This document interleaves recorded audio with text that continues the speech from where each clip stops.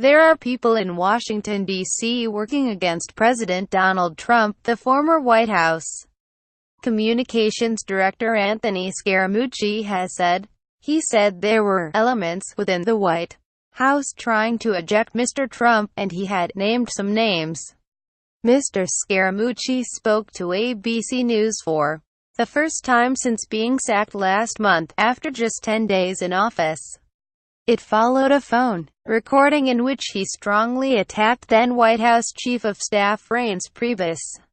He also directed profanity-laced insults at Chief Strategist Steve Bannon.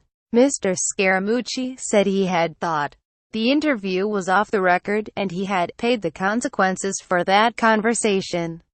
What happens in Washington is the president is not a representative of the political establishment class, so for whatever reason the people have made a decision that they want to eject him, he told George Stephanopoulos of ABC News on Sunday.